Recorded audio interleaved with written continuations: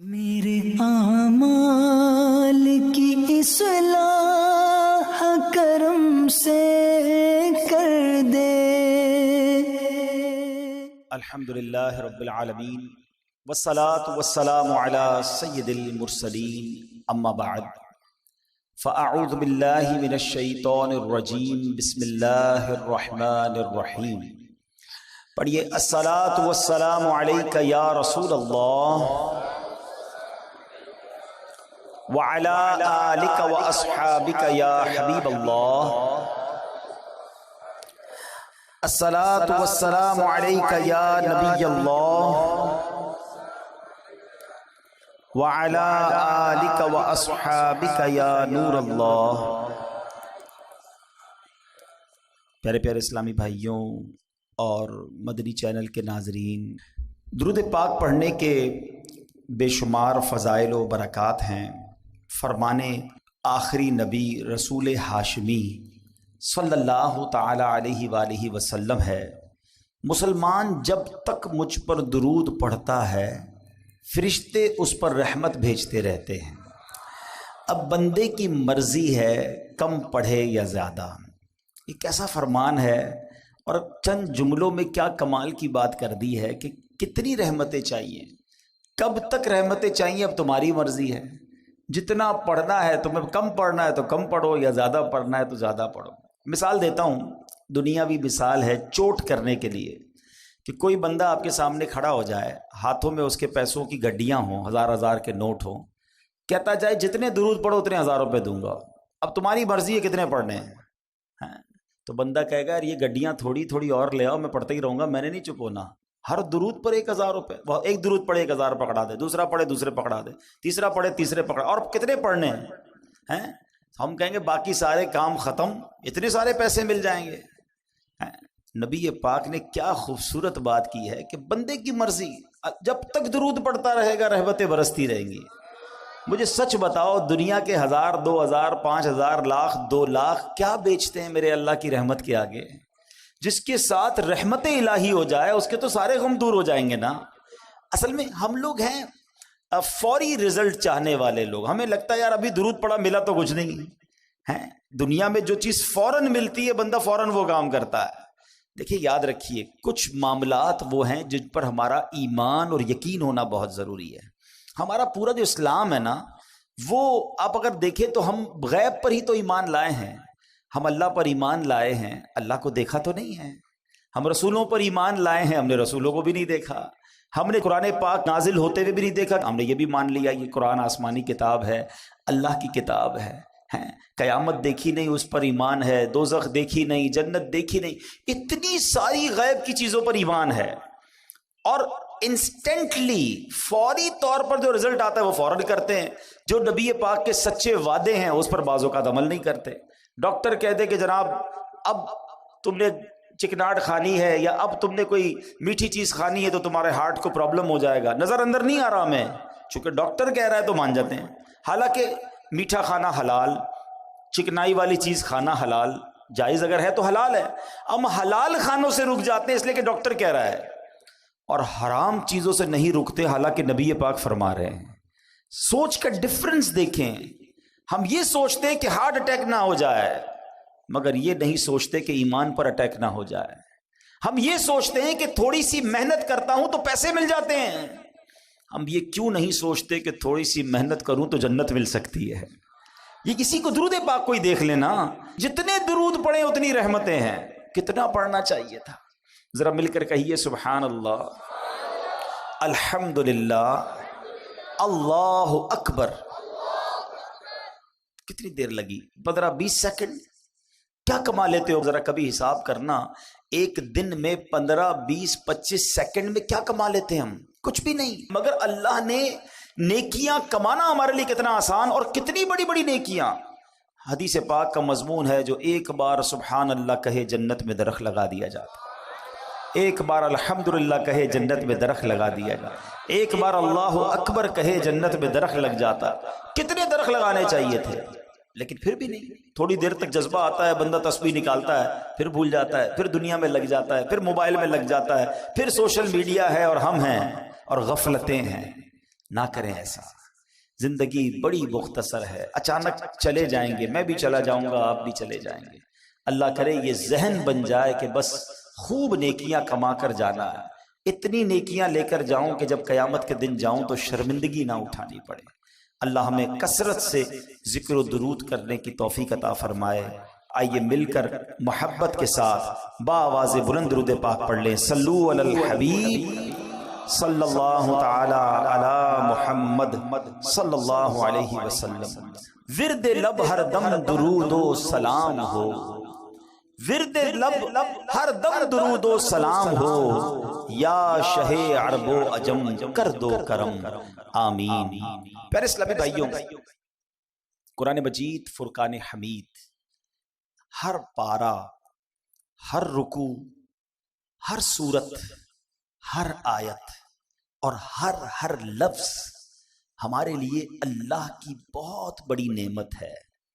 قرآن کی شان سبحان اللہ، یہ کلام اللہ ہے، یہ سب سے بڑا نبی پاک علیہ السلام کا معجزہ ہے، اور یہ ہم پر اللہ کریم کا بہت بڑا انعام ہے. قرآن کے اتنے فضائل ہیں کہ میں ساری رات اگر صرف قرآن کی فضیلتیں ہی بیان کرتا رہوں تو ختم نہیں ہوگا. مگر ایک جملہ مولائے کائنات شیر خدا کرم اللہ تعالی وجہ الکریم کا اتنا کمال کا ہے کہ جس کو کہتے ہیں دل کے تار چھیڑ دیتا ہے. آپ کیا خوبصورت انداز میں قرآن کو سمجھاتے ہیں. شیر خدا ہے نا، علم کا. وہ کہتے ہیں نا، نبی پاک فرماتے میں علم کا شہر ہوں اور علی اس کا دروازہ ہے. تو باب علم ہے نا. کہتے ہیں جب میرا جی چاہتا ہے کہ رب مجھ سے بات کرے. کتنی بڑی بات ہے. اللہ سے ہم کیسے بات کر سکتے؟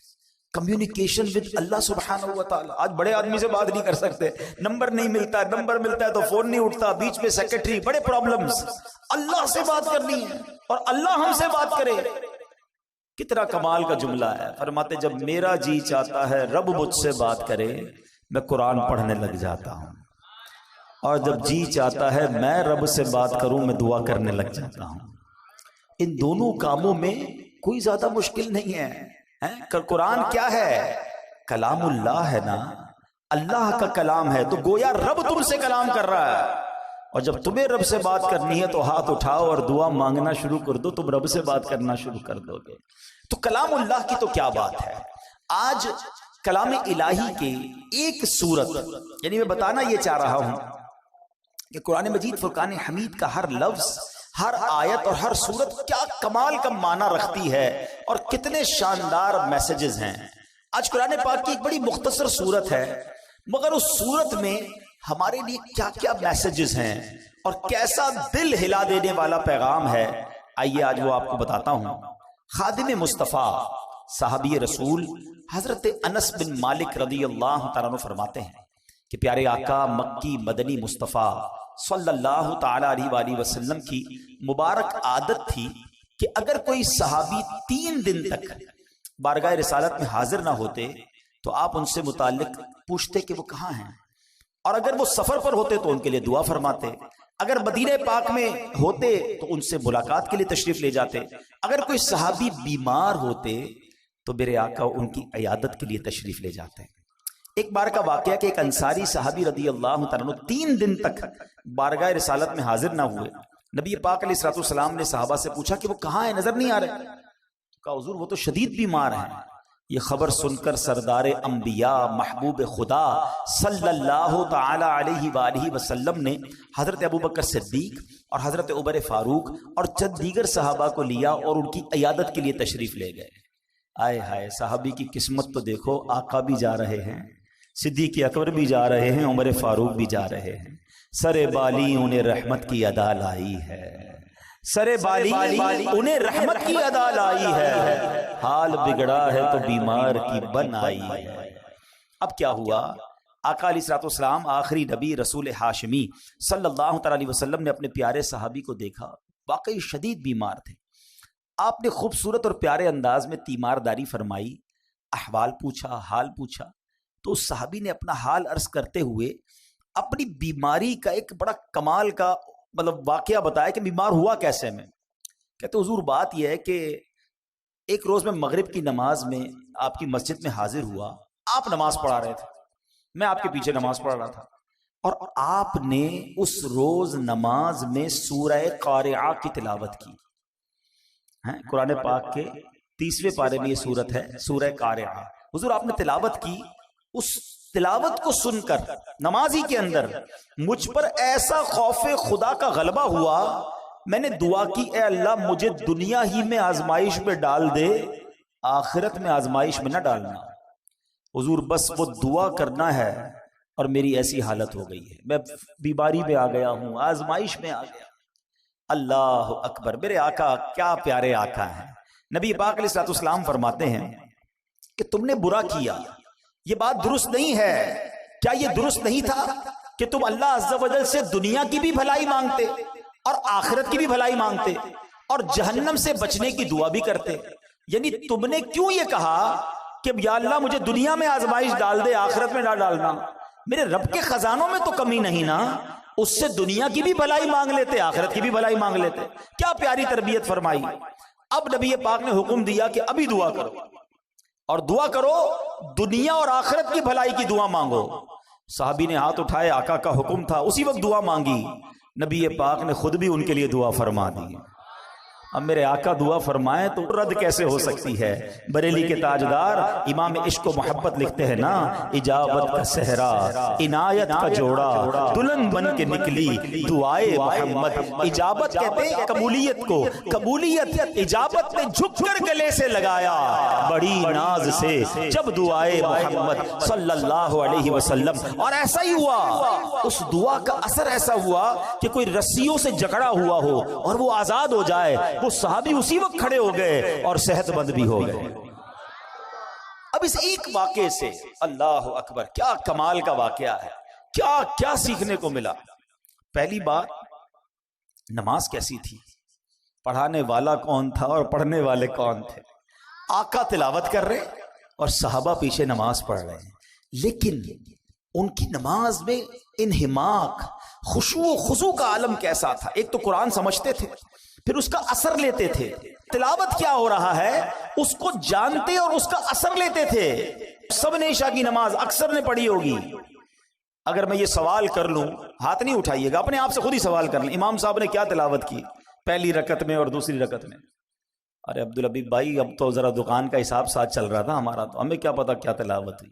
کبھی ٹیسٹ لے لیا کرو, سلام پھیرتے ہی پوچھ لیا کرو اپنے آپ سے کہ آج کیا تلاوت ہوئی. اچھا یاد بھی ہے, مثال کے طور پہ چلو کسی کو یاد ہے آج امام صاحب نے سورہ فیل پڑھی تھی یا جناب تبارک الذی پڑھی تھی یا کون سی سورت پڑھی تھی, مانا کیا اس کا تو یہ تو نہیں پتا.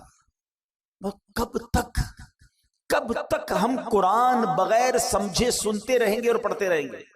کب قرآن کے نور کو اور اس کی چاشنی کو دل میں محسوس کریں گے؟ کب انڈرسٹینڈنگ آف قرآن کریں گے؟ میں نہیں کہتا, ہونا تو یہی چاہیے کہ مسلمان ہونے کی حیثیت سے مجھے اور آپ کو پورا قرآن ایک بار تو زندگی میں ہم نے ترجمہ اور تفسیر سے پڑھا ہوتا.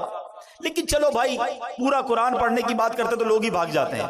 یار کم از کم یہ تو ہو سکتا ہے نا, ہم ثنا سے لے کر التحیات اور درود ابراہیم اور دعا تک جتنا نماز میں قرآن پڑھتے ہیں اتنا تو سمجھ لیتے, اس کو تو انڈرسٹینڈ کر لیتے. قرآن کی چند مشہور صورتوں کا معنی تو پتا ہوتا. مگر خشوع و خضوع کا تو عالم یہ ہے کہ نماز میں دھیان ہی کہیں اور ہوتا. لوگ کہتے بھی ہمارا دھیان کہیں اور ہوتا. وہ مشہور چٹکلا ہے نا کہ ایک صاحب آئے, عشاء کی جماعت چلی گئی, رونے لگ گئے. تو نمازیوں نے کہا یار نہیں رو بھائی, اتنی نماز سے محبت, اتنی جماعت سے محبت کہ جماعت چلی گئی اب رو رہے. کہتے یار بات یہ نہیں ہے, مسئلہ یہ کہ روز دکان بند کر کے عشاء کی جماعت میں آتا تھا, امام صاحب 4 رکعات پڑھاتے تھے, میں پورا حساب ملا لیتا تھا. اب جماعت تو چلی گئی, اب حساب کب ملاؤں گا اور نماز کب پڑھوں گا؟ معاذ اللہ, یہ ہمارا ذہن نہیں ہوتا ہے. اچھا اس کی بڑی وجہ بھی یہی ہے, علماء نے اس کا طریقہ بھی بتایا کہ ایک تو بندہ اپنے ذہن کو دنیاوی خیالات سے پاک کر کے, ایکچولی نماز کیا ہے؟ اللہ کی بارگاہ میں حاضری ہے. آپ کسی بہت بڑی شخصیت کے پاس, بڑے سیٹھ کے پاس, جس کے پاس آپ کی فائل رکی ہوئی ہو, اس افسر کے پاس جائیں تو دھیان کدھر ہوتا ہے؟ بالکل اس کی طرف فوکس, ہاتھ بندھے ہوئے, سر میرا چھوٹا سا کام, پلیز سائن. اتنی اس سے لجاجت, اس کی طرف فوکس. اور خدائے احکم الحاکمین کے دربار میں آنا ہے, دھیان کہیں اور ہے, سوچ کہیں اور ہے. خود سوچو, شرم آنی چاہیے. جس کا نماز میں دھیان کہیں اور ہوتا ہے اس کو خود ہی اپنے آپ سے شرم آنی چاہیے. اور یہ یہ گلٹی ہی تمہیں دھیان دلا دے گی، تمہیں خشوع دلا دے گی۔ اور دوسری بات کہ آپ ایٹ لیسٹ قرآن کی مشہور صورتوں کو، میں پھر مشورہ دیتا ہوں، جو اپنا آخری پارہ ہے نا، کم از کم 30واں پارہ ترجمہ تفسیر سے 2-3 بار پڑھ لیں۔ عموماً امام صاحب اسی میں سے تلاوت کر رہے ہوتے ہیں، ہم بھی انہی میں سے پڑھ رہے ہوتے ہیں۔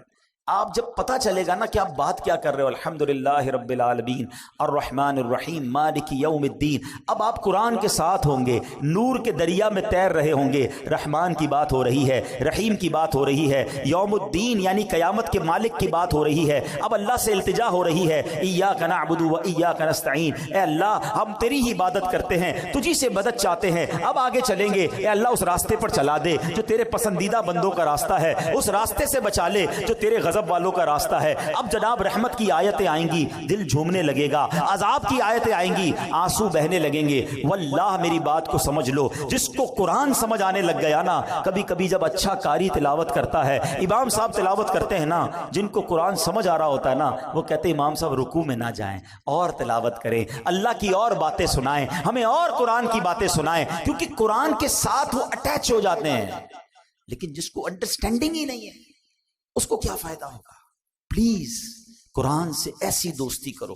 اور میں آپ کو کوئی بہت بڑا کام نہیں بتا رہا، کم از کم 30واں پارہ ترجمہ تفسیر، اب تو صراط الجنان آ گئی ہے، حاصل کر لے، پڑھ لیں، آپ کی زندگی بدل جائے گی۔ واللہ جس کو نماز سمجھ آنے لگ جائے گی، اس کو نماز کا مزہ ہی اور آتا ہے۔ سبحان ربی العظیم جب وہ کہتا ہے اور وہ سمجھتا ہے کہ میں عظیم رب کی تعریف کر رہا ہوں، تو بعض اوقات تو آنکھوں سے آنسو نکلتے ہیں، سجدے میں جا کر سر جھکا کر سبحان ربی العالی جب دل کی گہرائیوں سے بندہ ادا کرتا ہے، تو اللہ کو گویا یہ کہہ رہا ہوتا ہے، اے اللہ سر بھی تیرے دربار میں جھکا دیا، اب میں نے سب کچھ تیرے دربار میں جھکا دیا ہے، اپنا سراپا تیرے بارگاہ میں جھکا دیا ہے، اے اعلیٰ رب، اے مالک، اے خالق، اے سب سے بڑے مولا، اب مجھ پر نگاہ رحمت فرما دے۔ پھر بندہ اس کیفیت سے نماز پڑھتا ہے۔ تو اگر نماز کا لطف لینا چاہتے ہو تو نماز کو سیکھیں، نماز کو انڈرسٹینڈ کریں، نماز کے اندر جو قرآن ہے کم از کم اس کو جانیں۔ صحابی رسول نے سورہ قارعہ سنی، دل کی کیفیت بدل گئی، خوف خدا میں مبتلا ہو گئے۔ یہ بات ہمیں اس واقعے سے سیکھنے کو ملی۔ اب ایک اور بات جو اس بات سے سیکھنے کو ملی کہ دعا کیا کرنی چاہیے۔ کچھ لوگ بڑے نادان ہوتے ہیں، کہتے بس یا اللہ یہ کام کر دے بھلے وہ نہ کرنا، بھئی یہ کام ہو جائے باقی بھلے خراب ہو جائے۔ کیوں خراب ہو جائے؟ اچھا معاذ اللہ کچھ لوگ اپنے لیے بد دعائیں کر رہے ہوتے ہیں۔ پہلے ایک بات سمجھ لو، ہمیں نہیں پتا ہوتا کون سا وقت قبولیت کا ہوتا ہے۔ ہاں بری باتیں نہ نکالا کرو، یہ ماں باپ کو بھی ایک مشورہ دے رہا ہوں۔ بچہ تنگ کرے، بچہ پریشان کرے تو بعض اوقات مائیں کوسنے دے رہی ہوتی، تجھے کیڑے پڑے، تو برباد ہو جائے، تو کبھی ترقی نہ کرے، یہ نہ کہا کرو۔ کیا پتا یہ قبولیت کی گھڑی ہو اور تمہارا بیٹا برباد ہو جائے۔ اچھی بات، اللہ کی بارگاہ میں اچھی باتیں اور اچھی دعائیں کرنی چاہیے، اور اپنے لیے بھی ایسے ہی کیا کریں۔ کیسی دعا کر دی کہ یا اللہ دنیا میں آزمائش میں ڈال دے، آخرت میں مت ڈالنا۔ ارے میرے رب کے خزانے بہت بڑے، اس سے مانگو نا، ربنا آتنا فی الدنیا حسنہ وفی الآخرۃ حسنہ وقنا عذاب النار، اے اللہ دنیا بھی اچھی کر دے، آخرت بھی اچھی کر دے، عذاب قبر سے بھی بچا لے۔ رب سے مانگو، مانگ کریم سے رہے ہو۔ ہمارے پاس پیسے تھوڑے ہوتے ہیں، ہمارے اور آپ کی اتھارٹی تھوڑی ہے، ہمیں لگتا ہے یار اس سے ایک چیز مانگوں گا دے دے گا، دو مانگوں گا دے نہیں سکے گا، بندہ کہتا ہے ایک ہی لے لو یار۔ دنیا والوں میں چلتا ہے، میرے رب کے خزانے جس کا کوئی کنارہ نہیں، وہ خزانے نہ ختم ہونے والے ہیں، وہ ہم سب کو جنت میں ڈال دے، اس کی رحمت میں کوئی کمی نہیں پڑے گی۔ تو مانگو نا اس سے دل کھول کر۔ تو رب سے ہمیشہ دل کھول کر اور یقین کے ساتھ مانگنا چاہیے، اور ایسی دعا نہیں کرنی چاہیے کہ جس میں آزمائش کی دعا، پریشانی کی دعا، بربادی کی دعا۔ اللہ پاک جو ہے ہمیں خوب اچھی دعائیں کرنے کی توفیق عطا فرمائے۔ اب آتے ہیں اس سورہ قارعہ میں تھا کیا ایسا کہ صحابی رسول اتنے خوفزدہ ہو گئے۔ اب ذرا اس سورہ قارعہ کے بارے میں جانتے ہیں، اور اس سے آپ کو ایک اور بات بھی سیکھنے کو ملے گی کہ جب ایک سورت میں اتنا کچھ ہے تو جو پورا قرآن سمجھ رہا ہوگا، پورا قرآن پڑھے گا، تو اس کے دل میں کیسی کیسی باتیں، کیسے کیسے خزانے آنا شروع ہو جائیں گے۔ سورہ قارعہ جو ہے، یعنی جس مبارک سورت کی تلاوت انصاری صحابی نے زبان مصطفیٰ سے سنی، ان پر خوف خدا کا غلبہ ہوا۔ یہ قرآن کریم کی مختصر صورتوں میں سے ہے، 30ویں پارے میں ہے، اس میں ایک رکوع ہے اور 11 آیتیں، بس صرف 11 آیات تلاوت کرو تو 2 منٹ میں پوری ہو جاتی ہے. اور اس سورت میں قیامت کی ہولناکیوں کو بیان کیا گیا ہے. اور سورہ قاریہ کے مضامین کے لحاظ سے 3 حصے بنتے ہیں. نمبر 1 قیامت کی ہولناکیوں کا بیان ہوا. دوسرے حصے میں اس بات کا بیان ہوا کہ جب قیامت آئے گی تو اس وقت دنیا کی کیا حالت ہوگی، ایٹماسفیئر کیسا ہوگا. اور تیسرے حصے میں قیامت کے اختتام کا بیان ہے کہ امتحان کیسے ہوگا. اس سینیریو میں جب لوگوں کا ایگزام ہوگا تو وہ کیسے ہوگا. صرف 11 آیتوں میں رب نے قیامت کا نقشہ بھی کھینچ دیا اور کیا ہوگا اس میں یہ بھی بتا دیا. اب ذرا غور سے دل تھام کر، اللہ کرے کہ ہم پر بھی اس صحابی رسول کی کیفیت کا صدقہ نصیب ہو اور ہم قرآن سنیں اور اللہ کے خوف سے بھی لرزہ کریں جب بھیانک، خوفناک اور عذاب کی باتیں ہوں. اللہ قرآن میں فرماتا ہے بسم اللہ الرحمن الرحیم القارعۃ ما القارعۃ وما ادراک ما القارعۃ. القارعہ اس کا ترجمہ کیا اعلیٰ حضرت نے دل دہلانے والی. مل قارعہ کیا وہ دل دہلانے والی. وما ادراک مل قارعہ اور تم نے کیا جانا کیا ہے وہ دل دہلانے والی. 3 بار ایک ہی بات. القارعۃ مل قارعہ وما ادراک مل قارعہ. علماء بڑا پیارا اس میں جواب دیتے ہیں کہ قرآن کا ایک بہت خوبصورت اسلوب ہے، اسٹائل ہے قرآن کا کہ جب کسی بات پر انفسائز کرنا ہوتا ہے، تاکید دلانی ہوتی ہے، توجہ درکار ہوتی ہے، تو قرآن یہ انداز اختیار کرتا ہے. کلام اللہ کا یہ انداز ہے کہ لوگ خوب توجہ کریں. دیکھو بڑی اہم بات ہونے جا رہی ہے. اسی طرح کا انداز آپ کو سورہ قدر میں ملتا ہے. اِنَّا أَنزَلْنَاهُ فِي لَيْلَةِ الْقَدْرِ وما ادراک ما لیلۃ القدر. قرآن خود پوچھتا ہے بتاؤ تم نے کیا جانا لیلۃ القدر کیا ہے. پھر قرآن اس کے بعد خود ہی بتاتا ہے. قرآن گویا بتاتا ہے کہ لیلۃ القدر کیا ہے. بالکل اسی طرح یہاں یہ انداز ہے کہ تم نے کیا جانا کیا ہے دل دہلانے والی. اب القارعہ کس کو کہتے ہیں؟ مفسرین لکھتے ہیں کہ قارعہ قیامت کے ناموں میں سے ایک نام ہے. یہ لفظ کرعن سے بنا ہے.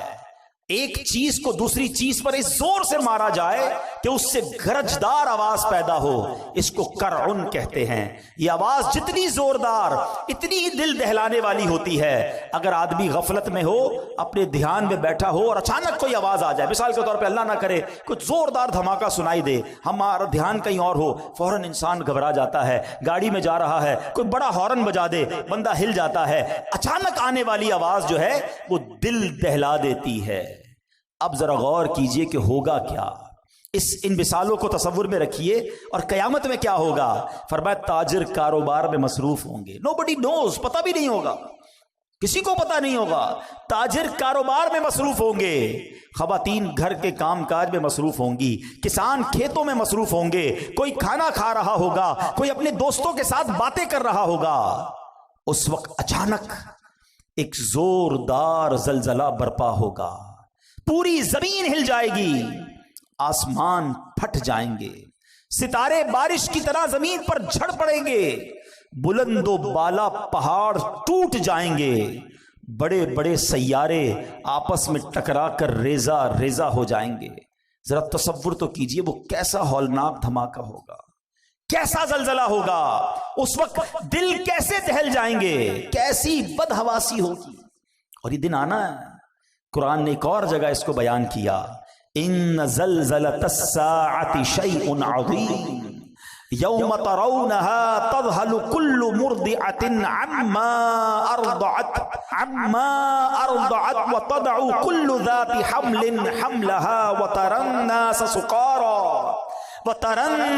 سکارى وما هم بسکارى. قرآن کیا کہتا ہے سنو، بے شک قیامت کا زلزلہ بہت بڑی چیز ہے. جس دن تم اسے دیکھو گے تو حالت یہ ہوگی کہ ہر دودھ پلانے والی اپنے دودھ پیتے بچے کو بھول جائے گی. ماں دودھ پیتے بچے کو بھول جائے، اتنی گھبراہٹ ہوگی.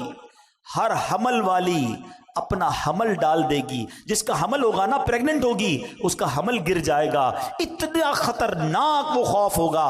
فرمایا تو لوگوں کو دیکھے گا جیسے نشے میں ہیں، حالانکہ وہ نشے میں نہیں ہوں گے، بدحواسی ہوگی، گھبراہٹ ہوگی۔ یہ قیامت کا سینیریو ہے، یہ قیامت کا حال ہوگا، یہ ہے قارعہ۔ جبھی قرآن کہتا ہے وما ادراک مل قارعہ، تم نے کیا جانا، تمہیں کیا معلوم قارعہ کیا ہے۔ اب ذرا غور کیجئے گا، قرآن نے صرف 3 آیتوں میں ایک منظر کشی کی کوسچن کریٹ کیا۔ اب قرآن بتا رہا ہے ہوگا کیا، سنو اس دن سینیریو کیا ہوگا، گھبراہٹ کیسی ہوگی۔ یوم یکون الناس کالفراش المبثوث، قرآن کہتا ہے جس دن آدمی پھیلے ہوئے پروانوں کی طرح ہوں گے۔ آپ نے دیکھا ہوگا جب بارشیں وغیرہ ہوتی ہیں تو پروانے آتے ہیں، بارشوں میں زیادہ آتے ہیں، اور وہ چھوٹے چھوٹے کیڑے کی طرح ہوتے پر اڑتے مکھی کی طرح، اور کوئی ادھر جا رہا ہوتا ہے، کوئی ادھر جا رہا ہوتا ہے، کوئی ٹکرا کے گر رہا ہوتا ہے، لائٹ سے ٹکرا رہے ہوتے ہیں، کوئی ڈائریکشن نہیں ہوتی ہے، ادھر ادھر بدحواسی ہوتی ہے پروانوں میں۔ قرآن نے مثال دی کہ لوگ ایسے ہوں گے جیسے پروانے، کوئی ادھر بھاگ رہا ہوگا، کوئی ادھر بھاگ رہا ہوگا، ہر کوئی گھبرایا ہوا ہوگا، بالکل ہوش و حواس نہیں ہوگا۔ یہ تو لوگوں کا حال ہوگا۔ اب قرآن اگلی آیت میں کہتا ہے وَتَكُونُ الْجِبَالُ كَالْعِهْنِ الْمَنْفُوشِ، یہ پہاڑ جو ہے نا دنیا کی طاقتور ترین چیز ہے۔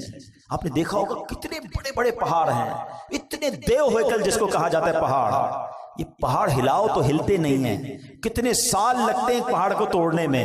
ہمارے سائیڈ ایریا وغیرہ میں پہاڑوں کو توڑ کے روڈ بنائے گئے تو ہم دیکھتے تھے سالوں لگتے تھے، ڈائنامٹ سے اڑانا پڑتا تھا، مگر تھوڑا سا حصہ ہلتا ہے اس کا۔ مگر اللہ فرماتا ہے جب قیامت کا زلزلہ آئے گا نا تو یہ پہاڑ پتہ ہے کیسے ہو جائیں گے، وَتَكُونُ الْجِبَالُ كَالْعِهْنِ الْمَنْفُوشِ، کہ کہا پہاڑ رنگ برنگی دھنکی ہوئی اون کی طرح ہو جائیں گے۔ یہ ہمارے علاقے میں بھی آپ نے دیکھا ہوگا، وہ رضائی بنانے والے کو، رضائی بنانے والا آپ نے دیکھا ہوگا ڈنڈی مارتا ہے رضائی پہ جب بنا رہا ہوتا، تو اون جو ہے نا، اون روئی وہ اڑتی ہے۔ قرآن کہتے ہیں جیسے یہ روئی اڑتی ہے نا، ایسے پہاڑ اڑ رہے ہوں گے۔ صرف 2 آیتوں میں ہمارے سامنے قیامت کا نقشہ آ گیا کہ لوگ بدحواس ہوں گے، یوم یکون الناس کالفراش المبثوث، اور پہاڑ کیسے ہوں گے، وَتَكُونُ الْجِبَالُ كَالْعِهْنِ الْمَنْفُوشِ، کہ پہاڑ تو اون کی طرح اڑ رہے ہوں گے۔ اب ہمارا کیا ہوگا؟ یہی خوف بہت تھا نا؟ نہیں ابھی تو بات شروع ہوئی ہے۔ اب ذرا انڈرسٹینڈ کرو بات کو۔ اللہ نہ کرے کوئی اچانک آفت آ جائے، کوئی ٹینشن آ جائے، زلزلہ آ جائے اور آپ بھاگ رہے ہوں، اور کوئی بندہ آپ کو روکے، یار رکو ذرا بتاؤ تم نے آج دن کیسے گزارا ہے، تو آپ کہیں گے اللہ کے بندے حالت دیکھ رہے ہو، اتنی بڑی ٹینشن میں تم مجھ سے سوال کر رہے ہو۔ مگر سنو، اتنے خطرناک ماحول میں ہم سب سے سوال کیے جائیں گے، 1-2 دن کے لیے نہیں، پوری زندگی کا حساب بھی اسی حالت میں دینا ہوگا۔ اب آگے قرآن کیا کہتا ہے، سنو، اللہ اکبر۔ میں آگے آیت لے جانے سے پہلے ذرا مزید قیامت کیسے آئے گی، میرے آقا مدینے والے مصطفیٰ صلی اللہ تعالیٰ علیہ وسلم نے بڑی ڈیٹیل میں صحابہ کرام کو بتایا۔ آقا علیہ السلام فرماتے ہیں بے شک اللہ پاک نے زمین و آسمان بنانے کے بعد سور کو بنایا اور حضرت اسرافیل علیہ السلام کو عطا فرما دیا۔ ہم نے یہ بچپن سے سنا ہے کہ حضرت اسرافیل سور پھونکیں گے، آج ڈیٹیل میں سن لو وہ سور ہے کیا اور وہ کتنا بڑا ہے۔ تو حضرت اسرافیل کے بارے میں نبی پاک فرماتے ہیں کہ حضرت اسرافیل سور کو اپنے منہ میں لیے ہوئے ہیں اور عرش الہی کی طرف دیکھ رہے ہیں کہ اور انتظار میں ہیں کہ سور پھونکنے کا کب حکم دیا جاتا ہے، یعنی وہ ریڈی بیٹھے ہیں، تیار ہیں، جب رب کی طرف سے حکم آنا ہے حضرت اسرافیل نے سور پھونک دینی ہے۔ حضرت ابو ہریرہ فرماتے ہیں میں نے عرض کی یا رسول اللہ صلی اللہ تعالی علیہ وسلم یہ سور ہے کیا؟ کیا بات ہے صحابہ کرام کی، اتنے سوالات کر لیے، اتنے ڈیٹیل کوئسچن کر لیے، ہمیں سمجھنا آسان ہو گیا۔ سنو نبی پاک فرماتے ہیں آج ڈیٹیل میں سمجھ لو۔ آقا نے فرمایا ایک نورانی سینگ ہے۔ عرض کی گئی حضور کتنا بڑا ہے؟ فرمایا بہت بڑا ہے، اس ذات کی قسم جس کے قبضے میں میری جان ہے، سور کا دائرہ زمین و آسمان کی چوڑائی جیسا ہے، اتنا بڑا، یوں سمجھیے، اب اس کو نارمل زبان میں سمجھانے کے لیے وہ ہارن جس طرح ہوتا ہے، ایک پائپ جس طرح ہوتا ہے، سور اس طرح کا ہے، مگر وہ اتنا بڑا ہے کہ اس کا جو دائرہ ہے وہ زمین و آسمان کی چوڑائی جیسا ہے۔ اور حضرت اسرافیل کو اللہ کریم 3 بار سور پھونکنے کا حکم فرمائے گا۔ یہ سور 3 بار پھونکا جائے گا، یاد رکھیے گا۔ نمبر 1، پہلی بار نفخہ فضا یعنی گھبراہٹ کی پھونک ہوگی۔ دوسری بار نفخہ صعق یعنی موت کی پھونک ہوگی، اور تیسری نفخہ قیام یعنی موت کے بعد دوبارہ اٹھائے جانے کی وہ پھونک ہوگی۔ یہ 3 بار حضرت اسرافیل جو ہے وہ سور پھونکیں گے۔ اور اب سنو کیا ہوگا۔ 3 بار جو سور پھونکی جائے گی نا، اس کی ڈیٹیل بھی نبی پاک نے بیان کی۔ فرمایا اللہ پاک حضرت اسرافیل کو جب پہلی بار سور پھونکنے کا حکم دے گا نا، اس کو فرمائے گا انفخ نفخۃ الفزع یعنی گھبراہٹ کی پھونک مارو۔ حضرت اسرافیل علیہ السلام پھونک ماریں گے۔ اب جب اس کی ہولناک آواز آئے گی نا تو زمین و آسمان والے گھبرا اٹھیں گے۔ اللہ جسے محفوظ فرمائے، باقی لوگ گھبرا اٹھیں گے۔ اللہ پاک کے حکم سے حضرت اسرافیل اس آواز کو، اس پھونک کو اور لمبا کریں گے۔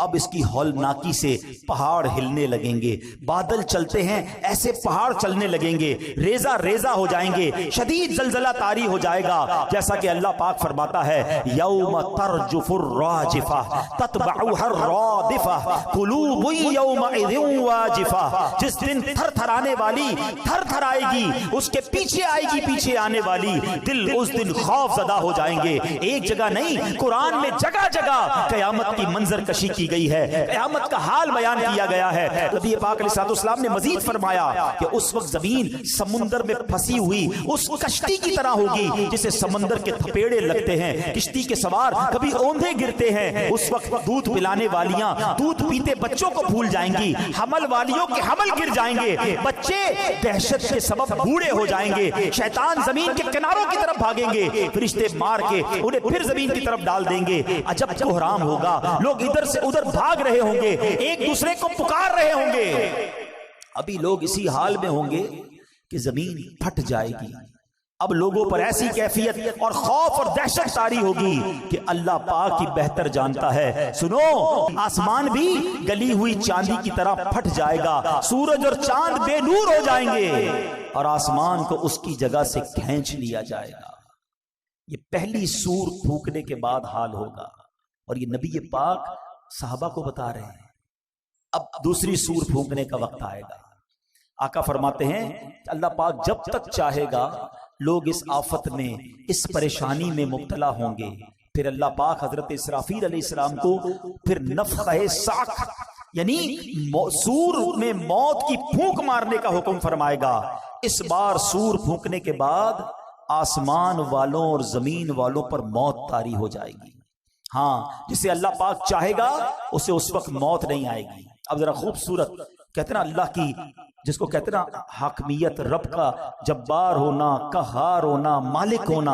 اب ذرا الفاظ سنیے گا حدیث کے، ہلا دیتے ہیں، رونگٹے کھڑے کر دیتے ہیں الفاظ۔ سنو، اب حضرت ملک الموت اللہ رب العالمین کی بارگاہ میں عرض کریں گے یا رب، آسمان والے اور زمین والے تو سب موت کے گھاٹ اتر چکے، مگر جسے تو نے زندہ رکھا، اللہ پاک جانتا ہے، وہ تو خوب جانتا ہے کون زندہ ہے۔ فرمائے گا بتاؤ کون کون زندہ ہے؟ حضرت ملک الموت کہیں گے یا رب تو زندہ ہے اور تجھے کبھی موت نہیں آنی، تیرے سوا عرش اٹھانے والے فرشتے بھی زندہ ہیں، حضرت جبرائیل، حضرت میکائیل بھی زندہ ہیں۔ حضرت اسرافیل کہیں گے مولا میں بھی زندہ ہوں۔ اب حضرت جبرائیل اور حضرت میکائیل پر بھی موت طاری کر دی جائے گی، وہ بھی موت کا مزہ چکھیں گے۔ پھر ملک الموت عرض کریں گے اے مالک، جبرائیل اور میکائیل بھی موت کا ذائقہ چکھ چکے۔ اللہ فرمائے گا اب کون زندہ ہے؟ حضرت اسرافیل کہیں گے مولا تو زندہ ہے جسے کبھی موت نہیں آنی، اور مولا عرش اٹھانے والے فرشتے زندہ ہیں اور میں زندہ ہوں۔ اللہ اکبر، پہلے عرش اٹھانے والے فرشتوں پر موت طاری کی جائے گی، اور پھر ملک الموت جو آخری بچیں گے ان پر بھی موت طاری کر دی جائے گی۔ اب کوئی نہیں ہوگا، اب دنیا میں کوئی باقی نہیں ہوگا، اور وہی رب واحد قہار باقی ہوگا۔ وہ بے نیاز ہے، اس کا کوئی باپ نہ اس کا کوئی بیٹا، وہی اول ہے وہی آخر ہے۔ اور اب اللہ کیا فرمائے گا؟ اچھا اللہ اس وقت جو فرمائے گا نا وہ بھی رب نے قرآن میں بیان کر دیا ہے. کاش قرآن پڑھنے والے بن جاتے ہیں. سب کچھ موجود ہے قرآن میں. اللہ پتہ ہے کیا فرمائے گا؟ لمن الملک اليوم، آج کس کی بادشاہی ہے؟ اللہ اکبر. ان جملوں کی ہیبت کو اگر سمجھو نا، اللہ فرما رہا ہے جب دنیا میں کوئی باقی نہیں ہے، ان تمام متکبرین، ان تمام جابرین، ان تمام لوگوں سے خطاب ہوگا جو سمجھتے تھے کہ ہمارے دم قدم سے دنیا قائم ہے، ہم ہیں تو جناب فیصلے ہوتے ہیں، ہماری اتھارٹی ہے. اب اللہ فرمائے گا لمن الملک اليوم، آج کس کی بادشاہی ہے؟ اس وقت کوئی جواب دینے والا ہی نہیں ہوگا. اب اللہ خود ہی جواب ارشاد فرمائے گا، اور وہ جواب بھی قرآن میں موجود ہے. اللہ فرمائے گا للہ الواحد القہار، ایک اللہ جو سب پر غالب ہے. ہائے ہائے ہائے، میرا رب باقی رہنے والا ہے، وہ حی ہے، وہ قیوم ہے. پھر فرمایا میرے آقا نے زمین اور آسمان کو یوں لپیٹ لیا جائے گا جیسے کاغذ لپیٹتے ہیں. پھر اس زمین کی جگہ کوئی اور زمین بچھا دی جائے گی، آسمان کی جگہ اور آسمان بنا دیا جائے گا. اب اللہ پاک 3 مرتبہ فرمائے گا میں ہوں جبار، جسے میرا شریک ہونے کا دعویٰ ہے سامنے آئے. آج دنیا میں کئی لوگ معاذ اللہ اللہ کے سامنے اور غیر اللہ کی عبادت کرتے ہیں. اس وقت رب ارشاد فرمائے گا کون ہے میری شرکت کا دعویٰ دار، آ جائے میرے سامنے. اللہ اکبر. کوئی سر اٹھانے والا نہیں ہوگا. مخلوق کو اب اس نئی زمین پر ڈال دیا جائے گا. جو پہلے قبروں میں تھے اب نئی زمین کی قبروں میں ہوں گے. جو پہلے زمین کی سطح پر مرے ہوئے تھے اب نئی زمین کی سطح پر مرے ہوں گے. اب ایک قیامت کا نیا نقشہ بن جائے گا. آخری نبی رسول ہاشمی صلی اللہ تعالی علیہ وسلم اپنا پرسوز بیان جاری رکھتے ہوئے مزید فرماتے ہیں اب اللہ پاک فرمائے گا عرش اٹھانے والے فرشتے زندہ ہو جائیں. رب نے فرمانا ہے نا، وہ فرشتے زندہ ہو جائیں گے. حکم ہوگا جبرائیل اور میکائیل زندہ ہو جائیں، وہ بھی زندہ ہو جائیں گے. اب اللہ پاک حضرت اسرافیل کو حکم دے گا مرنے کے بعد اٹھائے جانے والی سور پھونکو. اب حضرت اسرافیل تیسری بار سور پھونکیں گے اور اس سے تمام روحیں نکل آئیں گی. اللہ پاک فرمائے گا میری عزت و جلال کی قسم اب ساری روحیں اپنے جسموں میں چلی جائیں، تمام روحیں اپنے جسموں میں چلی جائیں گی. اب زمین کھلے گی اور آقا فرماتے تم سب اللہ پاک کی بارگاہ میں حاضر ہو جاؤ گے. اور یہ بات بھی رب قرآن میں فرماتا ہے مہطعین الی الداع یقول الکافرون ھذا یوم عسر. اس بلانے والے کی طرف دوڑتے ہوئے کافر کہیں گے یہ بڑا سخت دن ہے، یہ ہے قارعہ، القارعۃ مل قارعہ، یہ ہے قیامت. اچھا جو قیامت کا حساب کتاب ہے نا وہ تو تیسری بار اٹھنے کے بعد معاملہ شروع ہوگا. یہ تو قیامت طاری ہونے کا منظر تھا کہ قیامت طاری کیسے ہوگی، اس میں دنیا سے لوگ جائیں گے کیسے، کیسے سور پھونکی جائے گی اور پھر دوبارہ اٹھایا جائے گا. حساب و کتاب، میزان کا معاملہ، پل صراط کا معاملہ یہ تو تیسری باری سور پھونکنے کے بعد ہوگا. مگر قرآن ہمیں سمجھا رہا ہے کہ دیکھو وہ دن آنے والا ہے، اس دن کی تیاری کر لو. اور وہ دن کیسا ہوگا؟ اللہ اکبر. قیامت 50,000 سال کا دن ہے. میدان محشر کی گرمی کیسی ہوگی کہ پہلے لوگوں کے جسم سے پسینہ نکلے گا اور 70 گز زمین میں جذب ہوگا اور اس کے بعد زمین اور پسینہ نہیں پی سکے گی. تو پھر یہ پسینہ اوپر اٹھے گا، کوئی اپنے ٹخنوں تک پسینے میں ہوگا، کوئی گھٹنے تک ہوگا. کچھ گناہگار تو ایسے ہوں گے جو اپنے ہی پسینے میں ڈبکیاں کھا رہے ہوں گے. اب اس کیفیت میں کیا ہوگا؟ اللہ اکبر. کبھی گرمیوں کے دن ہوں، کام کاج سے ہم گھر پہنچے اور پسینہ ٹپک رہا ہو ہیں، جیسے دروازے میں داخل ہو گھر والے کہیں ذرا رکو رکو 5-6 باتیں پوچھنی ہیں. ہم کیا کہتے ہیں؟ نہیں ابھی سوال نہیں کرو، مجھے سانس لینے دو، بہت گرمی ہے، تھوڑا فریش ہونے دو پھر بات چیت کرنا. ہم کبھی بھی پسند نہیں کرتے کہ گرمی میں، فرسٹریشن میں، ٹینشن میں ہم سے کوئی سوال کرے. مگر قرآن کہتا ہے اس وقت سوال بھی کیسا ہوگا اور رزلٹ کیا آئے گا؟ فَأَمَّا مَن ثَقُلَتْ مَوَازِينُهُ فَهُوَ فِي عِيشَةٍ رَاضِيَةٍ. قرآن کہتا ہے بہرحال جس کے ترازو بھاری ہوں گے وہ تو پسندیدہ زندگی میں ہوگا، مزے میں ہوگا. جس کی نیکیاں زیادہ ہو گئیں اسکیل لگایا جائے گا، وہ مزے میں ہوگا. اللہ اکبر. اور مزے میں کہاں ہوگا؟ وہ جنت میں ہوگا. آؤ کچھ جنت کے بارے میں بھی سن لو. بڑی خوفناک باتیں ہوئی ہیں, کچھ دل کو ڈھارس والی باتیں بھی سن لو. جنت وہ مقام ہے جو اللہ نے ایمان والوں کے لیے بنایا ہے. جنت میں وہ نعمتیں ہیں جو کسی آنکھ نے دیکھا نہیں ہے, کسی کان نے سنا نہیں ہے, بلکہ کسی دل کا خیال بھی نہیں گزرا. یہ جو دل کا خیال نہیں گزرا نا, جو پڑھے لکھے سمجھدار ہوں گے میری بات ذرا سمجھیں گے. امیجنیشن کس کو کہتے ہیں؟ بندہ خیال میں تو بہت کچھ سوچ سکتا ہے نا. آج آپ کو کوئی بتاتا ہے یار فلاں محل سونے کا محل ہے اور فلاں ملک کا بادشاہ ہے, اس کے محل میں طرح طرح کی نعمتیں ہیں, تو ہم اس کے بارے میں سوچتے ہیں, انٹرنیٹ پر تصویریں بھی آ جاتی ہیں. مگر اللہ کے حبیب فرما رہے ہیں جنت وہ ہے جس کا سوچ بھی نہیں سکتے ہو. تو سوچو پھر ہوگی کیسی؟ جہاں دماغ کی سوچ نہ پہنچ سکے اس کے بعد وہ نعمتیں کیسی ہوں گی؟ فرمایا دل کا گمان بھی نہیں گزرا. جنت میں دیواریں سونے چاندی کی اینٹوں سے اور مشک کے گارے سے بنی ہوئی ہیں. جنت میں 4 دریا ہیں, ایک پانی کا, دوسرا دودھ کا, تیسرا شہد کا, چوتھا پاکیزہ شراب کا. اور ان دریاؤں میں سے نہریں نکل کر ہر محل کے نیچے سے, ہر جنتی کے گھر سے نیچے سے نکل رہی ہیں. اہل جنت کو ہر قسم کے لذیذ کھانے ملیں گے, جو چاہیں گے فوراً ان کے سامنے موجود ہوگا. پانی کی خواہش ہوگی, جتنی خواہش ہوگی اتنا ہی ان کے مطابق پانی, دودھ, پاکیزہ شراب اور شہد کے کوزے خود بخود ان کے ہاتھوں میں آ جائیں گے. جنت میں کوئی نجاست نہیں ہے, نہ گندگی ہے, نہ تھوک ہے, نہ ریت ہے, نہ بدن کی میل ہے. سنو, ہر جنتی کے لیے کم از کم 10,000 خادم ہوں گے. ہر خادم کے ہاتھ میں چاندی کا پیالہ ایک ہوگا, دوسرے ہاتھ میں سونے کا پیالہ ہوگا. ہر پیالے میں طرح طرح کی نعمتیں ہوں گی. جنتی شخص نعمتیں کھاتا جائے گا, لذت بڑھتی جائے گی. یہ بھی بڑی کمال کی بات ہے, سمجھدار لوگ سمجھیں گے. بڑی بھوک لگی ہو سکتا ہے ابھی بھی لگی ہو کسی کو, تو بات جلدی سمجھ آئے. بڑی بھوک لگی ہو اور آپ کی پسندیدہ چیز آپ کے سامنے رکھ دی جائے. جو لذت پہلے دوسرے چوتھے نوالے میں ہے وہ چھٹے ساتویں میں نہیں رہتے. 8-10 نوالوں کے بعد تو نارمل ہو جاتا ہے, کیونکہ اب پیٹ بھرنے لگ گیا ہے. اب وہ لذت نہیں ہے, اب صرف بندہ کام پورا کر رہا ہے کہ چلو کھانا کھا رہا ہوں, کھا تو لوں. لذت شروع کے نوالوں میں تھی. جنت میں ایسا نہیں ہوگا.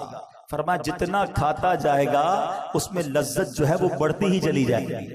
ہر نوالے میں 70 ذائقے ہوں گے, ہر ذائقہ پہلے سے جدا ہوگا. جنتیوں کے لباس پرانے نہیں ہوں گے, ان کی جوانی فنا نہیں ہوگی, ہمیشہ ہمیشہ جنت میں رہیں گے. اللہ اکبر. سو لوگ کتنے خوش نصیب ہوں گے جن کے اعمال نامے نیکیوں کے بھاری ہو جائیں گے. فَأَمَّا مَنْ ثَقُلَتْ مَوَازِينُهُ فَهُوَ فِي عِيشَةٍ رَاضِيَةٍ. مزے ہوں گے. لیکن آگے قرآن ڈرا رہا ہے, سمجھا رہا ہے زندگی کیسے گزارنی ہے. سنو, وَأَمَّا مَنْ خَفَّتْ مَوَازِينُهُ فَأُمُّهُ هَاوِيَةٌ. پھر وہی انداز, وما ادراک ما ہی, تم نے کیا جانا حاویہ کیا, نارن حامیہ.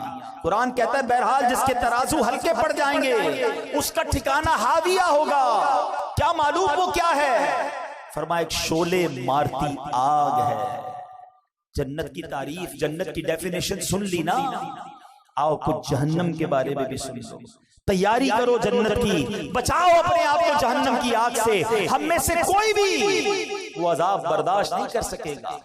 جہنم اللہ پاک کے قہر و غضب کا مقام ہے. جہنم کی آگ نہایت گرم ہے. حدیث پاک میں آتا ہے یہ دنیا کی آگ جہنم کی آگ کے 70 اجزاء میں سے ایک جز ہے. اگر اس دنیاوی آگ کو پانی سے 2 مرتبہ ٹھنڈا نہ کر دیا گیا ہوتا تو تم اس سے فائدہ نہ اٹھا سکتے. یعنی اس آگ کو ہمیں ٹھنڈا کر کے پیش کیا گیا ہے تو ہم اس آگ سے فائدہ اٹھا سکتے ہیں. جہنم کی آگ 70 ٹائم زیادہ خطرناک ہے. آپ سوچو تو صحیح, اس دنیا کی آگ کی تپش کتنی ہے. خالی دنیا میں چولہے کی آگ نہیں ہے, ایسی آگ ہے جب آتش فشاں پڑتا ہے تو بتایا جاتا ہے کتنے ہزار فارن ہائٹ وہ آگ نکلتی ہے, لوہے کو پگھلا دیتی ہے, شہروں کے شہر تہس نہس ہو جاتے ہیں. اتنی خطرناک آگ دنیا میں موجود ہے. اور جہنم کی آگ اس سے 70 گنا زیادہ خطرناک ہے. دنیا کی آگ اللہ پاک سے دعا کرتی ہے کہ اللہ پاک مجھے جہنم کی آگ میں دوبارہ نہ لوٹانا. آگ پناہ مانگتی ہے جہنم کی آگ سے. حضرت جبرائیل پیارے آقا علیہ الصلوۃ والسلام کی خدمت میں قسم اٹھا کر کہا انہوں نے کہ اگر جہنم کو سوئی کے ناکے کے برابر کھول دیا جائے تو تمام زمین والے اس کی گرمی کے سبب مر جائیں. روایت کے مطابق جہنم کی آگ 1000 سال تک دھکائی گئی، یہاں تک کہ وہ سرخ ہو گئی، پھر 1000 برس تک دہکائی گئی، یہاں تک کہ سفید ہو گئی، پھر 1000 برس تک بھڑکائی گئی، یہاں تک کہ سیاہ ہو گئی۔ اب وہ نری کالی سیاہ ہے جس میں روشنی کا نام بھی نہیں ہے۔ کون برداشت کر سکے گا؟ کون جا سکے گا؟ یہ کیسا شیطان مردود ہے، نہ جنت کا شوق بڑھانے دیتا ہے، نہ جہنم کا خوف آنے دیتا ہے۔ کرونا وائرس کا خوف ہے، دیکھا نہیں ہم میں سے کسی نے، ہیں لاکھوں کروڑوں لوگ ہیں دنیا میں، چند لوگوں کو ہوا، ساری دنیا پریشان، مگر نبی پاک کے سچے وعدے، قرآن کی میں آیتیں سنا رہا ہوں کہ سنو، اعمال ناموں میں گناہ زیادہ ہوئے نا تو جہنم میں جاؤ گے، اور جہنم ایسی ہے۔ مگر اس میں کون توبہ کر رہا ہے؟ کون اللہ کو راضی کرنے والی زندگی گزار رہا ہے؟ کون حرام روزی چھوڑ رہا ہے؟ کون شراب سے دور بھاگ رہا ہے؟ کون نافرمانیوں سے دور جاتا ہے؟ حرام دیکھ رہے ہیں، حرام کھا رہے ہیں، حرام سن رہے ہیں، نمازیں قضا ہو رہی ہیں۔ سوچو یہ کدھر جا رہے ہیں؟ یہ شیطان نے کیسی غفلت کی چادر اڑا دی ہے ہم پر۔ کیوں نہیں تیاری کرتے اس جنت کی؟ دنیا کی 50 60 70 سالہ زندگی کو کچھ دنوں کے لیے صبر کے ساتھ گزار لو، جنت کی نہ ختم ہونے والی زندگی تمہارا انتظار کر رہی ہے۔ سودا کر لو نا اپنی جان کا۔ دنیا میں اگر آپ کو کوئی کہہ دے یار تمہارے پاس 1000 روپے ہیں مجھے دے دو، اس کے بدلے میں تمہیں 1 ارب روپے دے دوں گا، بندہ کہے گا بالکل لے لو۔ بالکل، یہ تو کمپیریزن ابھی بھی دنیا میں بنتا ہے، مگر جنت اور دنیا کا کوئی کمپیریزن نہیں۔ مگر سمجھانے کے لیے کہ اے بندے 50 60 70 سال میری فرما برداری میں گزار لے، نہ ختم ہونے والی جنت کی ابدی نعمتیں میں تجھے عطا فرما دوں گا۔ مگر ہم اس سودے کے لیے تیار ہی نہیں ہو رہے، ہم اپنے آپ کو تیار ہی نہیں کر پا رہے۔ خدا را آج سورہ قارعہ اور قیامت کے احوال سن کر، جہنم کی ہولناکی کو سن کر، ہم زندگی میں کچھ فیصلہ کریں، اپنے آپ کو بدلنے کی کوشش کریں۔ اپنے بیان کے آخر میں ایک دل دہلانے والا واقعہ جب میں نے پڑھا، صحابی رسول حضرت عبداللہ ابن مسعود رضی اللہ عنہ سے روایت ہے کہ ایک بار ایک شخص بارگاہ رسالت میں حاضر ہوا، عرض کیا یا رسول اللہ صلی اللہ تعالی علیہ وسلم، کوئی ایسا مومن بھی ہے جو جہنم میں باقی رہ جائے گا؟ ذرا غور سے سنیے گا، ہو سکے تو سر جھکا کر سنیے۔ فرمایا ہاں، ایک شخص جو جہنم کے گہرے گھڑے میں ہوگا اور اونچی آواز سے یا حنانو یا منان پکار رہا ہوگا، اس کی آواز بلند ہوگی، اس آواز کو حضرت جبرائیل سنیں گے، کہیں گے العجب العجب، عجیب بات ہے، عجیب بات ہے۔ پھر حضرت جبرائیل علیہ السلام اللہ عز و جل کے عرش کے سامنے حاضر ہوں گے، سر سجدے میں رکھ دیں گے۔ اللہ پاک فرمائے گا ارفع راسک یا جبرائیل، اے جبرائیل اپنا سر اٹھاؤ۔ حضرت جبرائیل علیہ السلام سر اٹھائیں گے، اللہ پاک فرمائے گا جبرائیل تم نے کیا عجیب چیز دیکھی ہے؟ عرض کریں گے یا اللہ میں نے ایک آواز سنی ہے، کوئی شخص جہنم کے گہرے گھڑے میں یا حنان یا منان پکار رہا۔ اللہ پاک فرمائے گا جبرائیل مالک یعنی داروغہ جہنم کے پاس جاؤ اور انہیں کہو کہ وہ بندہ جو یا حنان یا منان پکار رہا ہے اسے جہنم سے نکال لاؤ۔ حضرت جبرائیل علیہ السلام جہنم کے دروازے پر تشریف لے جائیں گے، دستک دیں گے، حضرت مالک باہر آئیں گے، حضرت جبرائیل علیہ السلام انہیں اللہ پاک کا حکم سنائیں گے۔ حکم سن کر حضرت مالک علیہ السلام جہنم کے اندر جائیں گے۔ ہمارے پیارے آقا علیہ السلام نے فرمایا جیسے ماں اپنے بچوں کو پہچانتی ہے، حضرت مالک ایسے ہی جہنم کو پہچانتے ہیں۔ اس کے باوجود آپ یا حنان یا منان کہنے والے شخص کو تلاش نہیں کر پائیں گے۔ باہر تشریف لائیں گے، حضرت جبرائیل سے عرض کریں گے اے جبرائیل جہنم نے گہرا سانس لیا ہے، اس لیے کون سی چیز پتھر ہے، کون سی چیز لوہا ہے اور کون انسان ہے اس کی پہچان نہیں ہو رہی۔ حضرت جبرائیل پھر اللہ کی بارگاہ میں سجدہ کریں گے، اللہ پاک ارشاد فرمائے گا اے جبرائیل سر اٹھاؤ، تم یا حنان یا منان کہنے والے کو کیوں نہیں لائے؟ جبرائیل عرض کریں گے مولا داروغہ جہنم حضرت مالک نے بھی معذرت کر لی ہے، کہتے جہنم نے سانس لیا ہے، اس کی وجہ سے پتھر لوہے اور انسانوں کے درمیان کوئی فرق نہیں بچا۔ اللہ گویا سبھی جل کر جس کو کہنا کوئلہ بن چکے، کسی چیز کی پہچان نہیں ہو پا رہی ہے۔ اللہ پاک فرمائے گا جبرائیل مالک سے کہو میرا بندہ جہنم کے فلاں گھڑے میں فلاں کونے میں اس طرح پڑا ہوا ہے. حضرت جبرائیل جہنم کے دروازے پر جائیں گے اور حضرت مالک کو یا حنان یا منان پکارنے والے کا پتہ بتائیں گے. حضرت مالک جہنم کے اندر جائیں گے تو دیکھیں گے ایک شخص ہے، اس کے پاؤں اس کی پیشانی کے ساتھ اور ہاتھ گردن کے ساتھ بندھے ہوئے ہیں اور جہنم کے سانپ بچھو اس کے ساتھ لپٹے ہوئے ہیں. حضرت مالک اس کی زنجیریں توڑ دیں گے اور جہنم سے نکال کر حضرت جبرائیل علیہ السلام کے حوالے کر دیں گے. حضرت جبرائیل اسے عرش الہی کے سامنے لے کر حاضر ہوں گے، سر سجدے میں رکھیں گے. اللہ پاک فرمائے گا اے جبرائیل سر اٹھاؤ. جبرائیل علیہ السلام سر اٹھائیں گے. اب اللہ پاک اس بندے سے فرمائے گا اے میرے بندے، کیا میں نے تیری بہترین تخلیق نہیں کی تھی؟ کیا میں نے تیری طرف رسول نہیں بھیجے تھے؟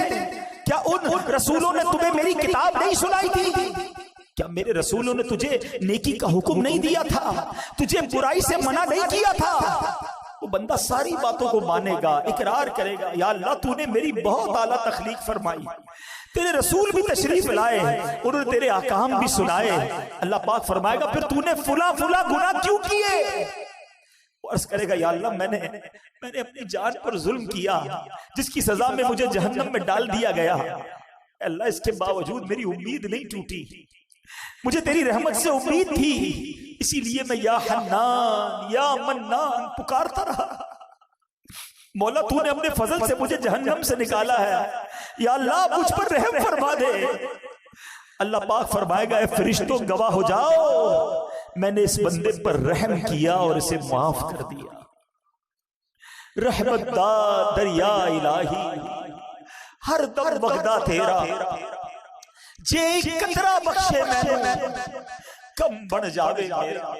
عدل کرے تے تھر تھر کمبن اچھیاں شانہ والے، فضل کرے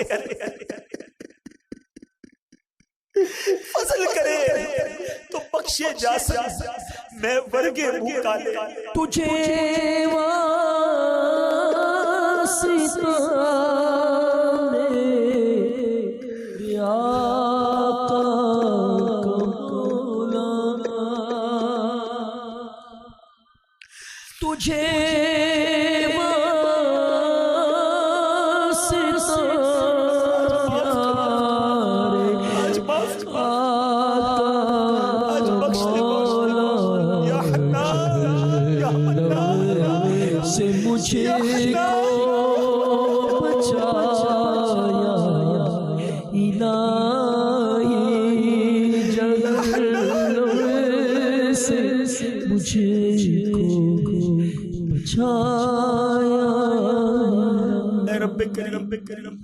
گناہ کر چکے، خطائیں کر چکے، بس آج آؤ میٹھے اسلامی بھائی اللہ سے سچی توبہ کرتے ہیں.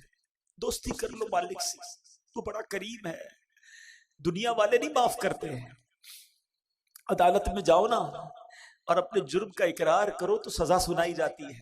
جج یہ نہیں کہتا تم نے مان لیا تو جاؤ معاف کرتا ہوں، مگر میرے رب کی عدالت کے دستور نرالے ہیں.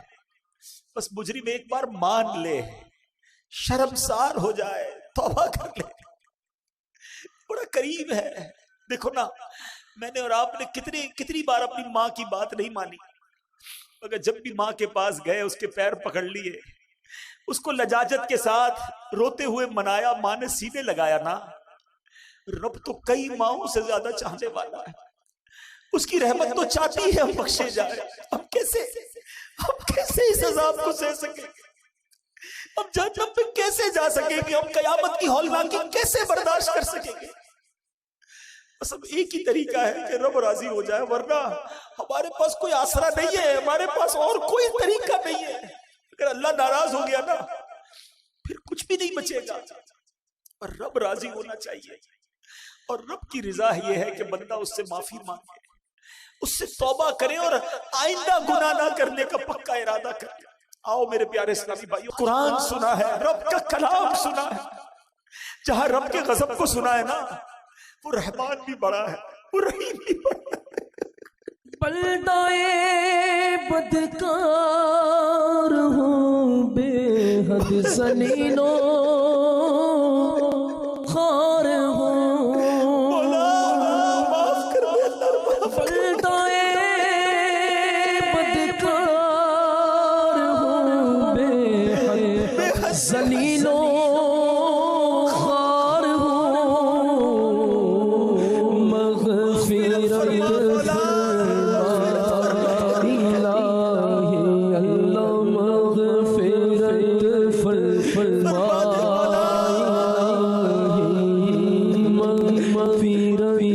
فرما اللہ تیرے سوا کون ہے، کس کے لیے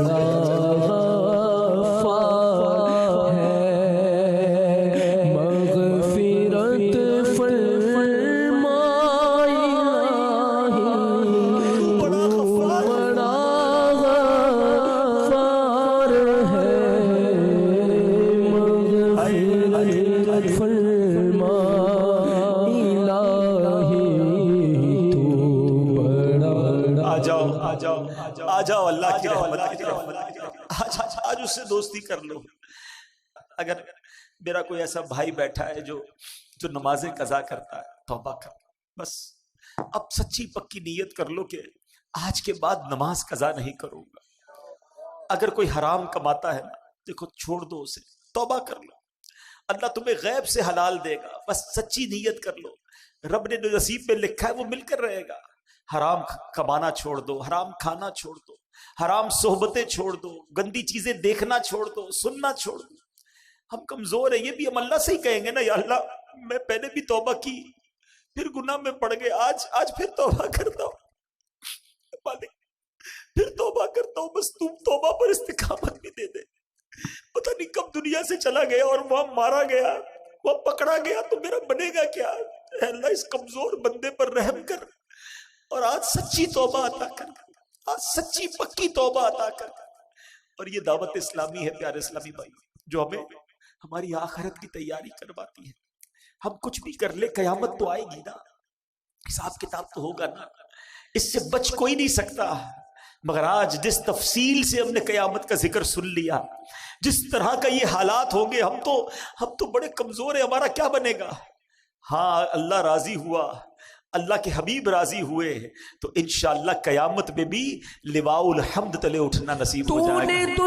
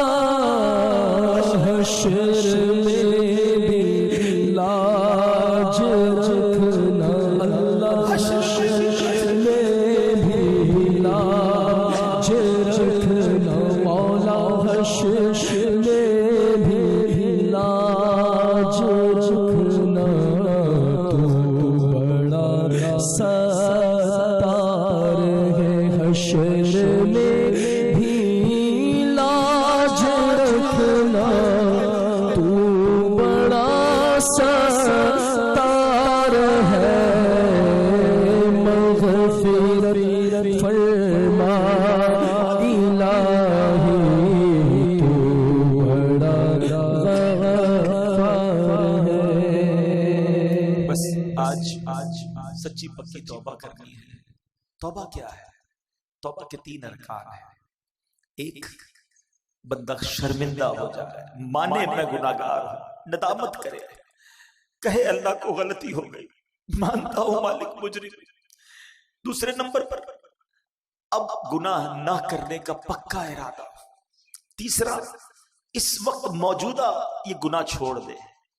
یہ نہ سوچو کہ میں توبہ کروں گا پھر گناہ کر لوں گا، یہ بھی شیطان کا وار ہے. ہمارا کام توبہ کرنا ہے. انشاءاللہ رب کریم ہمیں توبہ پر استقامت بھی وہی عطا فرمائے گا. اللہ پاک عمل کرنے کی توفیق عطا فرمائے. میرے اعمال کی اصلاح کرم سے